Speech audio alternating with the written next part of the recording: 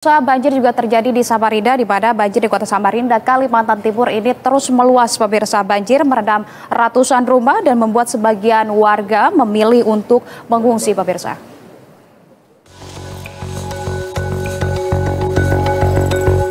Sejumlah wilayah di kota Samarinda, Kalimantan Timur diterjang banjir. Salah satu wilayah yang terdampak adalah permukiman warga di Kelurahan Gunung Linggai, Kecamatan Sungai Pinang. Ketinggian air bahkan mencapai 60 cm. Puluhan kendaraan hingga ratusan rumah terendam banjir hingga membuat aktivitas masyarakat setempat terganggu. Akibatnya, sebagian besar warga yang terdampak banjir memilih untuk mengungsi. Rizky, salah seorang warga, mengaku banjir telah merendam seluruh perabotan rumahnya yang membuatnya tak lagi bisa beraktivitas normal. Banjir, Pak, masuk, Pak, air, Pak. Seberapa dalam? Sini. Sepaha, Pak. Sepaha ya? Iya, itu masih potensi naik itu, Pak. Oh gitu. Air itu, Pak. Makanya kami mengungsi nih. Jadi aktivitas di rumah nggak bisa sama sekali ya? Nggak ada, Pak. Putus sama sekali, Pak. Nggak ada aktivitas sama sekali. Kalau untuk tempat tidurnya pun juga? Nggak ada, Pak. Nggak ada? Nggak bisa sama sekali, Pak. Siap. Makanya untuk kami ini memutuskan untuk mengungsi ke rumah kerabat. Kerabat ya? Banjir yang melanda kota Samarinda telah terjadi sejak Minggu kemarin. Namun hingga kini ketinggian genangan air masih terus meningkat lantaran tingginya curah hujan. Bahkan banjir meluas hingga ke dua kecamatan, yakni Kecamatan Samarinda Utara dan Kecamatan Sungai Pinang. Fuad Iqbal, Berita 1 Samarinda, Kalimantan Timur. Dan pemirsa, untuk mengetahui informasi terbaru dan juga mengetahui terkait dengan penanganan dari banjir yang melanda Samarinda, kita langsung terhubung dengan Kepala Pelaksana BPBD, yakni sudah ada Pak Suarso. Selamat siang, Pak Suarso. Selamat siang, Mbak Anissa Polsia. Ya, baik Pak Suarso, ini disebutkan bahwa banjir di Samarinda ini kembali meluas begitu ya. Ini daerah mana saja yang terdampak banjir? Ada berapa kemudian korban yang terdampak dari banjir ini, Pak Suarso? Baik, Mbak Anisya, dari lapangan saya laporkan beberapa tim gabungan ini sudah ada di lokasi posko maupun di lapangan untuk evakuasi.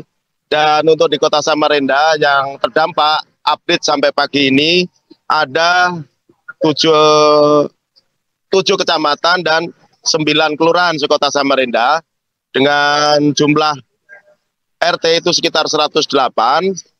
Jumlah jiwanya 13.354 jiwa dan bangunan yang terendam 3.956 dengan jumlah KK 4.018 KK, Mbak. Dari 7 kecamatan ini, Pak Suarso, daerah mana yang paling terdampak dengan ketinggian air yang paling tinggi? Dan untuk saat ini kisaran air rata-rata berapa ketinggiannya, Pak Suarso? Setelah 2 hari yang lalu, di wilayah Kelurahan Pampang itu terendam dan saat ini sudah kering. Posisi sekarang ada di hilir Bendungan Benanga. Dan daerah yang terdampak paling dalam saat ini adalah di wilayah Kelurahan Sempaja Timur, Perumahan Bengkuring. Di sisi hilirnya itu di wilayah Kelurahan Gunung Linggai, tepatnya di Perumahan Gria Mukti. Ini kedalaman variatif antara 50 sampai dengan 150 cm. Dan ini kemungkinan akan terus ke bawah karena masih ada curah hujan. Namun demikian, informasi tadi pagi saya terima dari rekan-rekan TNI Polri dan relawan di lapangan, itu menunjukkan penurunan 5 sampai 10 cm.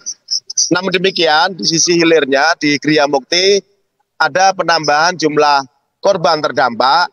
Ini memang ada kenaikan, memang posisinya di hilirnya di Kelurahan Sempaja Timur, khususnya di wilayah Perumahan Bengkuring, Mbak. Baik, sebelum saya menanyakan terkait dengan korban dan juga terkait dengan pengungsian, terkait dengan penyebabnya sendiri sebetulnya apa, Pak Suarso, untuk banjir kali ini? Ya, dari BMKG sudah memberikan perakiraan cuaca bahwa 3-4 hari ke depan itu masih terjadi curah hujan tinggi. Bahkan dari meteorologi itu ada cuaca ekstrim. Ditambah di sisi Sungai Mahakam itu juga terjadi pasang tinggi yang mencapai 2,5 meter. Nah, ini akhirnya di 2 wilayah ini yang merupakan daerah cekungan sekaligus di posisi bantaran Sungai Karangmumus, ini agak lambat terjadi penurunan airnya. Dan kita terus berupaya untuk melakukan pemantauan di lapangan dari tim gabungan, termasuk membantu evakuasi. Sampai dengan hari ini ada titik evakuasi yang kita siapkan, yaitu di masjid, di kantor kelurahan, ada juga di pemukiman. Namun yang ditempati oleh pengungsi ada 2 titik, yaitu di masjid dan di pemukiman dengan jumlah total pengungsi 46. Oke, dengan total jumlah pengungsi 46, apakah kemudian ini masih banyak juga warga yang kemudian memilih untuk bertahan di dalam rumah? Seberapa banyak warga yang memilih untuk bertahan di dalam rumah dan mengapa alasannya, Pak Suarso, apakah ada? Sebagian warga memang mengungsi mandiri di tempat keluarga, di tempat tangga yang lebih aman. Namun demikian, yang kepala keluarga rata-rata bertahan di rumah mereka masing-masing karena menyangkut dengan pengamanan barang-barang penting miliknya, sekaligus untuk memantau kalau terjadi penurunan air, mereka akan melakukan pemberian secara bertahap. Dan itu biasanya juga akan dilakukan dengan tim terpadu yang ada di lapangan. Oke, tadi juga saya lihat di layar begitu ya, ini juga sudah ada posko pengungsian ataupun dari posko bantuan begitu, sudah ada dapur umum juga seperti yang dibuat. Bagaimana kemudian penanganan dan juga bantuan yang diberikan, Pak Suarso? Posko itu kita dirikan di sekitar 5 titik. Di perumahan Bengkuring ini ada tim terpadu dari BPBD Provinsi Kalimantan Timur, Dinas Sosial Kota Samarinda, dan Denpekang 0901 Samarinda. Personil yang ada di dapur umum, di samping dari relawan-relawan tadi, juga teman-teman dari Polri, Polresta Samarinda, dan Kodim 091 Samarinda. Termasuk di dalamnya ada juga Satpol PP. Dan di sisi lapangan untuk menjemput, kalau ada yang sakit di lapangan, tim kesehatan menuju ke titik-titik lokasi warga yang rendamannya cukup dalam. Karena mereka pasti punya kesulitan akses untuk menuju pos kesehatan yang ada di Puskesmas Bengkuring, Mbak.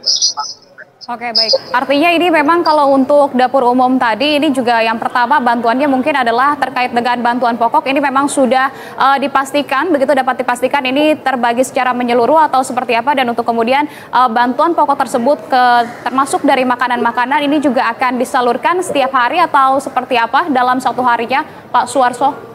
Ya, kalau dari bahan makanan, alhamdulillah pentahelik yang ada di Kota Samarinda ini cukup kompak. Dari pemerintah Kota Samarinda, dari dunia usaha, juga dari teman-teman TNI Polri selalu terlibat di dalamnya, termasuk relawan, sehingga untuk memastikan bahwa warga yang terdampak banjir, yang datanya diupdate dari ketua-ketua RT yang terdampak, ini tetap kita layani di dapur umum.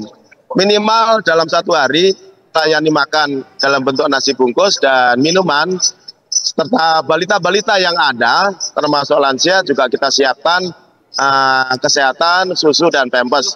Memang untuk kesehatan ini belum semuanya, namun saya dapat informasi belakangan bahwa secara bertahap bantuan dari dunia usaha maupun para dermawan terus mengalir dan akan kita salurkan secara tepat bersama rekan-rekan yang ada di lapangan. Baik, Pak Suarso, kalau begitu terima kasih banyak atas cepat tanggapnya juga dari petugas BPBD dan juga teman-teman dari petugas gabungan lainnya maupun TNI Polri tadi yang Anda sampaikan. Kalau begitu terima kasih. Kami juga harapkan tentunya banjir akan segera surut, Pak Suarso. Selamat siang, Pak Suarso.